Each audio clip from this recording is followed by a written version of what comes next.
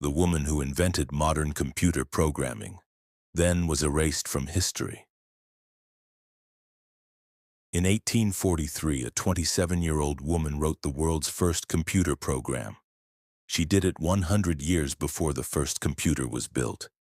Her name was Ada Lovelace, and for the century that followed, almost nobody knew she existed. London, 1815. Ada Byron is born into a world that has already decided who she is allowed to be. Her father is Lord Byron, the most famous and scandalous poet in England, the man who inspired the word Byronic. He leaves the family 1 month after Ada is born and never comes back. He dies when she is 8 years old, fighting in a war in Greece. Her mother, Lady Byron, is terrified, not of the war, of poetry. She is convinced that creativity is a kind of disease, the disease that destroyed her husband. So she does something extraordinary for a Victorian mother. She bans the arts. No literature, no poetry, no imagination. Instead, Ada will study mathematics from the moment she can read. The plan backfires spectacularly, because Ada turns out to be a mathematical prodigy. But she is also irrepressibly her father's daughter. She sees beauty where others see only numbers. She calls her approach poetical science. And that combination, cold logic with wild imagination, is exactly what the world will one day need. In 1833, at the age of 17, Ada Lovelace meets a man who will change everything. His name is Charles Babbage, and he has a machine. Charles Babbage is a mathematician and inventor, and he has spent the better part of a decade trying to build what he calls the difference engine, a mechanical calculator the size of a room designed to perform complex computations automatically. When Ada sees it, she doesn't just understand it, she sees past it. Most people look at the machine and see a very complicated adding machine. Ada looks at it and asks a question nobody else is asking. What if numbers don't have to represent quantities? What if they could represent anything? Musical notes, letters, instructions, logic itself? In 1842, Babbage gives a lecture in Turin about his new, more powerful design. The analytical engine. An Italian mathematician named Luigi Menabrea writes up the lecture notes in French. Babbage asks Ada to translate the French transcript into English. A straightforward task. She is 26 years old. She translates it, and then she adds her own notes. Her notes are 3 times longer than the original article. In those notes, in what she calls simply Note G, Ada writes out a detailed step-by-step sequence for how the machine could calculate a complex series of numbers called Bernoulli numbers. It is, by every modern definition, the world's first computer algorithm, but she doesn't stop there. In the same notes, she predicts that a machine like this could one day compose music, process language, perform any operation that could be described in logical steps. She is describing software. She is describing the internet. She is describing artificial intelligence. In 1843, historians note that in this single sentence, Ada Lovelace also laid the groundwork for what would later be called the Lovelace objection. The philosophical argument that machines can only do what humans program them to do.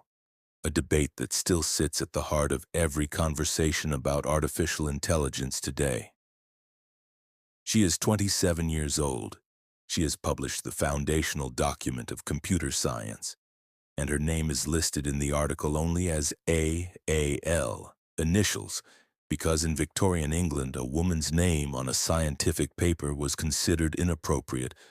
Now here is where the story gets darker.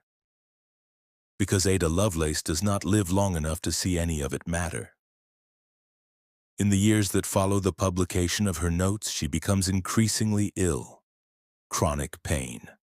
A brutal series of medical interventions that Victorian doctors called treatment, including regular bloodletting that almost certainly made everything worse. Desperate for money to fund Babbage's machine, she turns to gambling, horse racing, Together, she and Babbage develop what they believe is a mathematical system to predict race outcomes. It fails catastrophically. Ada loses the equivalent of £500,000. She pawns the family diamonds twice. Her husband has to secretly buy them back. In 1851, she is diagnosed with uterine cancer. She is 35 years old. On her deathbed, she asks for all of her letters, years of correspondence with Babbage, with scientists, with mathematicians, to be given to her mother. Some comply. Her son, years later, destroys a portion of them. The ones that survive are scattered across archives around the world, unread for decades. Ada Lovelace dies on the 27th of November, 1852. She is 36 years old, the same age her father, Lord Byron, died, almost to the year. And then history does what history has always done to women who were too far ahead of their time. It forgets her. Babbage's analytical engine is never built. He never has the funding. The device that would have run her program exists only in blueprints. Without the machine, there is no demonstration. Without the demonstration, there is no legacy. The notes are filed away. The name AAL means nothing to the world that follows. For the next 100 years, Ada Lovelace is known, when she is known at all, simply as a footnote in her father's biography. Lord Byron's eccentric daughter who liked mathematics. It is 1952, 100 years after Ada's death. A mathematician named Alan Turing, the man who will crack the Enigma code and lay the foundations of modern computing, is rereading old papers. He finds the notes, the ones signed AAL. He recognizes immediately what he is reading. Not a historical curiosity, a blueprint, an algorithm, written a century before it could be run on anything. The team at Bletchley Park begins referring to Ada Lovelace as what she actually was. The world's first computer programmer. In 1980, the United States Department of Defense creates a new programming language. They name it Ada, after her. Today, every time you use a smartphone, stream a video, run a search query, or ask an AI a question, you are operating inside a framework of logic that Ada Lovelace was the first human being to fully describe. She imagined all of it.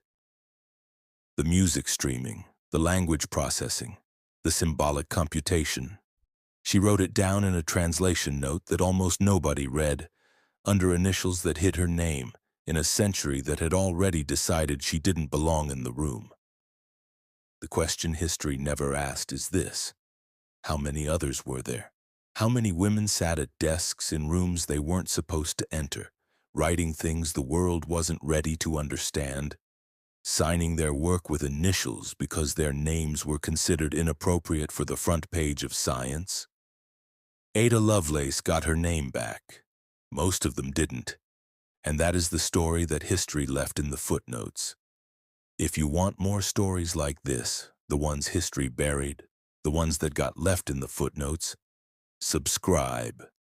Every week we open another file. Next week, the Soviet officer who single-handedly prevented nuclear war, and nobody knows his name.